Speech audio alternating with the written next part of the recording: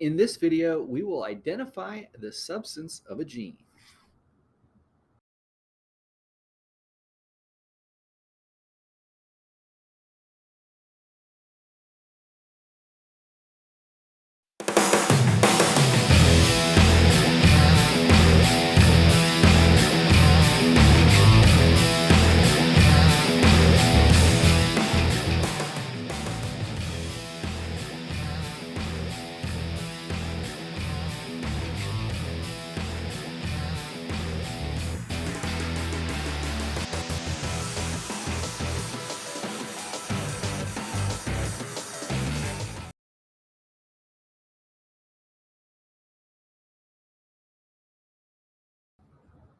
All right, scientists, so what we have here is an illustration that shows how Griffith conducted his experiments.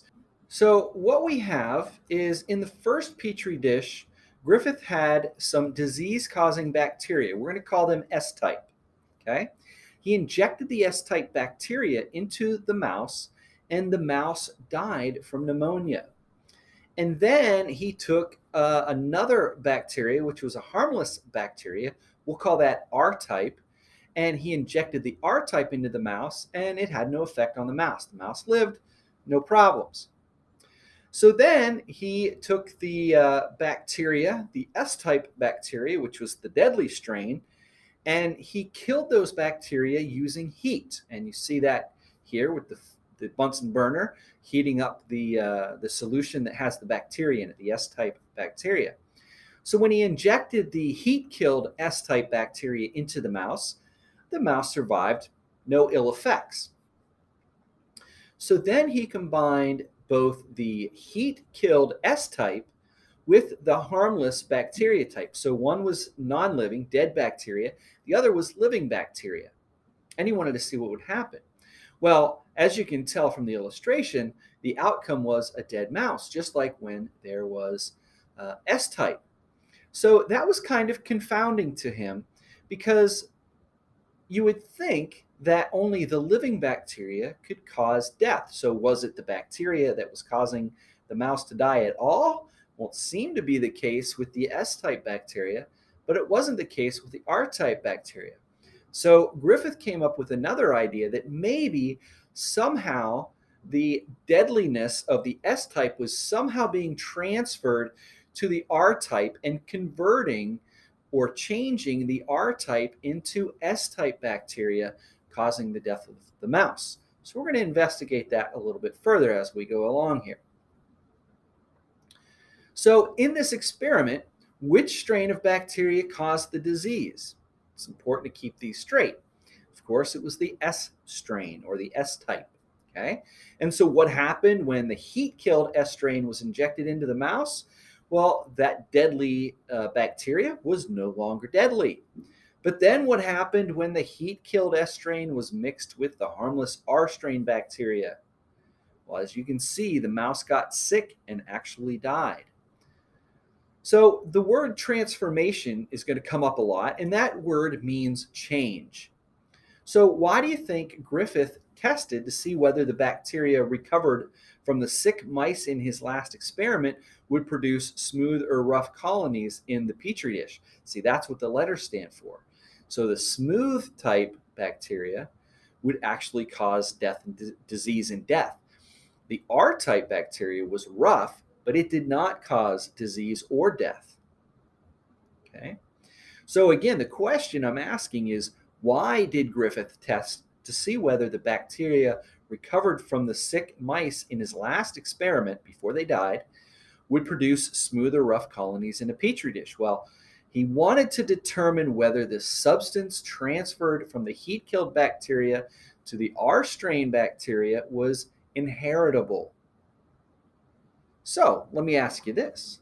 Why is the word transformation a good description of what happened in Griffith's experiment?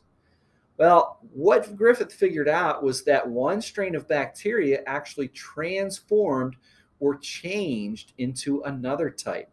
The R-type became S-type. So why do you think Griffith concluded that the transforming factor had to be a gene? Well, the factor was inherited by offspring of the transformed bacteria. So in the end, when he studied the bacteria that after he had injected them into the mouse in the last experiment, he took bacteria out and found that he had live S strain in the mouse. Okay, so that was what Griffith did. Now Avery, he and his team did some more research that's going to give us even more information trying to answer some of these questions that at the time Griffith was asking. We know the answers now, but at the time they were new discoveries.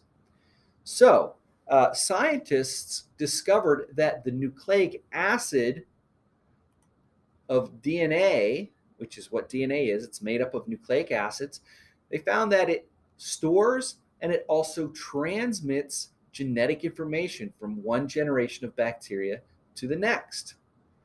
So, what was the manipulated or independent variable in this experiment?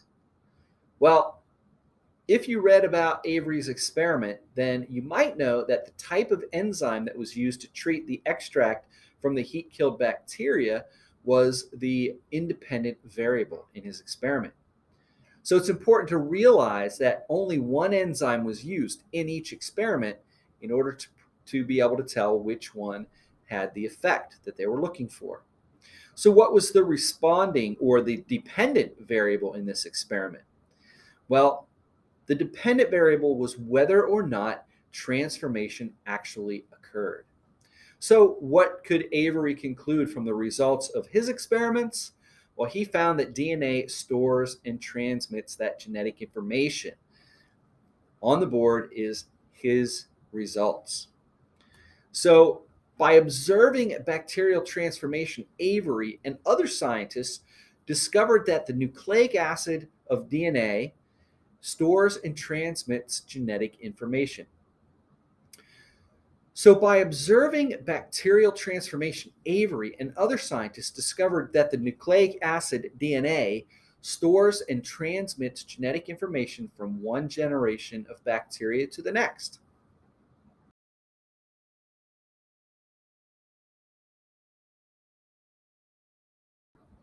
Now, the work by Avery and his team was confirmed in the 1950s by another research team that was studying viruses. So what we have here on screen is what's called a bacteriophage, and it's a virus. It's a special kind of virus, and it actually infects bacteria. So interestingly, bacteria can be infected by a virus and get sick. So there are a few parts that make up a bacteriophage, which is what this type of virus is called. And essentially, it's made of a number of different proteins, and in it, it contains DNA. In fact, we see DNA is pointed out right here, and that squiggly stuff inside of the DNA, inside of this head, is the DNA. Okay, so this head is basically a protein coat, and it's got a tail sheath, and then it's got these tail fibers. They're kind of like the legs of the bacteriophage. And then if you look closely, in fact, let me zoom in a little bit. If you look closely, you can see these little spikes on the bottom. Okay, those are protein spikes. And when the bacteriophage lands on a bacteria cell, which is unicellular, right? When it lands on a bacteria, those spikes will actually, essentially, for lack of a better way to describe it, it'll bite into the bacteria, and from there it's able to inject its DNA into the bacteria. So the DNA comes down the tail sheath and into the bacteria through the hole created by the teeth on the outside of the bacteria. Okay, now basically what happens once that DNA is inside of the bacteria have the ability to reproduce itself, and then it goes through binary fission to create, now we've got two bacteria, right? So as the mechanisms of the bacteria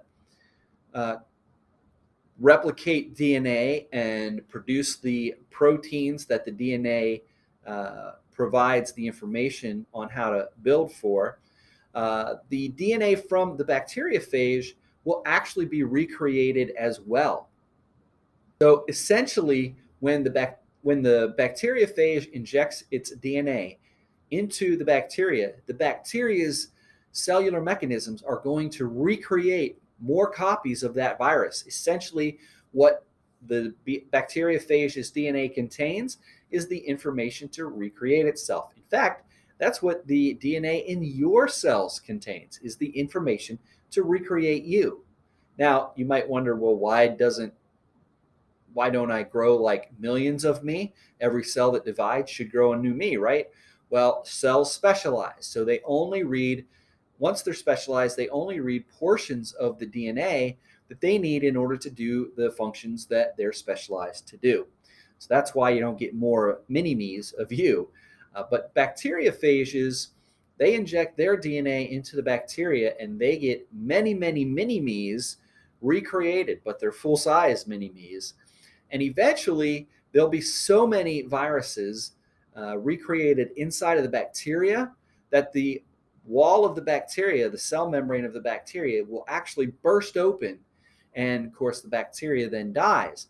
And all of those viruses that were recreated inside of it escape and they go on to infect even more bacteria.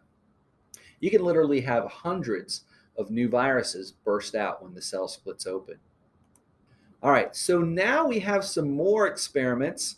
Lots of people doing experiments back in the early 1900s and mid 1900s. Another set of scientists that did more work was Alfred Hershey and Martha Chase, and they used radioactive markers in order to label the DNA of the bacteriophage, as well as the proteins, like the protein coat of the bacteriophage. And what they were able to figure out was that bacteriophages injected only DNA, not proteins, into bacterial cells. So in the steps of the Hershey-Chase experiment, we see that they used phosphorus 32 to basically mark the DNA of the bacteriophage.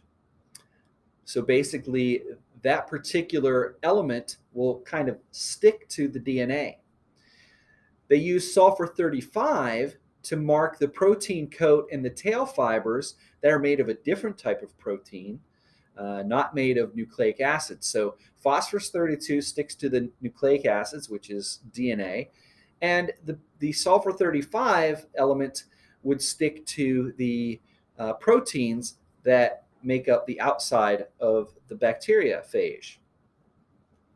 So what they were trying to do is see which one of those markers, the phosphorus 32 or the protein coat, or the sulfur 35s rather, they wanted to see which of those two ended up inside of the bacteria.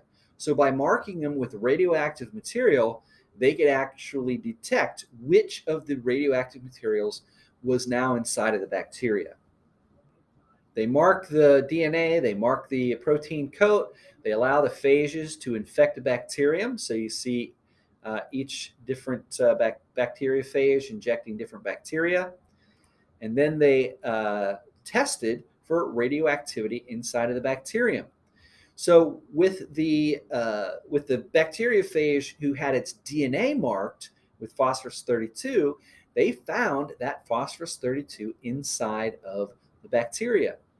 But the bacteriophage that was marked with sulfur 35, which kind of coated the proteins, they did not find any radioactivity inside the bacterium after it was infected by the sulfur 35 bacteriophages. So what happens when a bacteriophage infects a bacterium? Well, based on this research, we know now that the bacteriophage injects its genetic material into the bacterium, not its proteins. All right, so what did the bacteriophage used by Hershey and Chase consist of?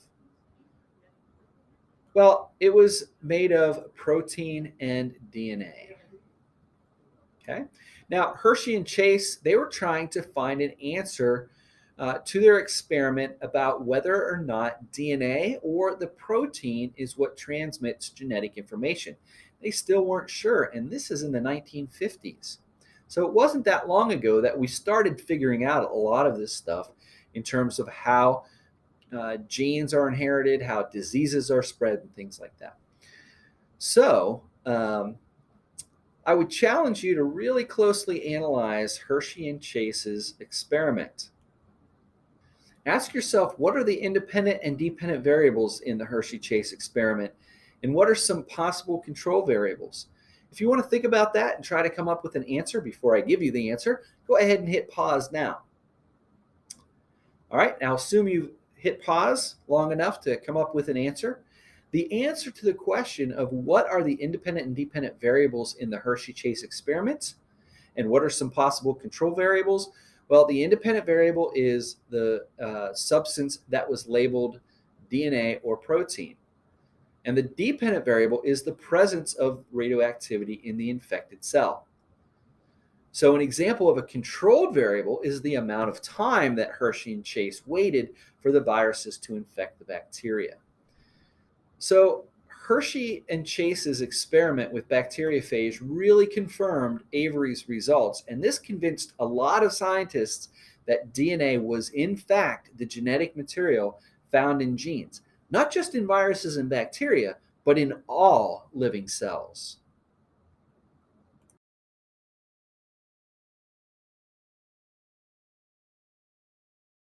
So as you look at this diagram, think about how DNA stores information. Well, if you're thinking that it might have something to do with its structure, because we know that structure uh, informs us of function, right? It's very closely related. Um, it really is related to its molecular structure.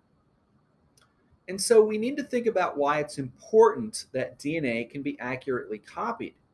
And of course, the answer to that is because each daughter cell has to receive a complete and correct copy of the genetic material during cell division. So DNA contains these coded instructions for a cell to carry out very important biological processes, such as how to move or how to transport ions. DNA is also copied and passed along to the next generation. And these three tasks, storing, copying, and transmitting information, are also the three main functions of DNA. So DNA has to store information. Okay, it needs to know if a flower is going to have purple flowers or white flowers. It needs to know if you're going to have blue eyes or green eyes or hazel eyes or brown eyes. It's going to need to know if you're going to have curly hair or straight hair, right? It needs to know all of these things. So it stores all of this information, incredibly efficient at storing information. The DNA has to be able to copy itself as well. That's very important because if it can't copy itself, the cells can't divide, you don't grow, you don't heal, broken bones and cuts on your skin will never heal up, and you'll basically die of infections if you were living at all. Of course, if it can't copy the DNA, you wouldn't get beyond a fertilized egg. Actually, you wouldn't even get that far. I don't know. We're getting into this chicken and the egg thing, which came first, right? Because if your DNA can't be copied, then it can't be copied and then divided through meiosis twice, right, to make the gametes. So the gametes would not be able to fertilize, and therefore you would not exist. So living things, no living things would exist anywhere if it weren't for both the DNA to be present to do what it does, and for there to be mechanisms in the cell ready to make copies of that DNA. It's absolutely mind-boggling how complex this little microscopic cell is, and how without it being as complex as it is, chances are we would not exist currently. I mean, if you even think about single-celled organisms like bacteria, they have to be able to copy their DNA so that they can divide in two, and now there's two bacteria. Without that ability, there would not be two bacteria. There would be one until it died, and that would be it. No more. Okay, and then the last thing, the third role of DNA is to be able to express the information that it contains. And that's what we will be getting into in even more detail, although we did talk about it when we talked about Mendel's inheritable traits and the other non-Mendelian inheritance patterns. So we're going to learn how that actually works. We understand that it does happen. Now we're going to find out how it happens in the rest of this chapter. So stay tuned.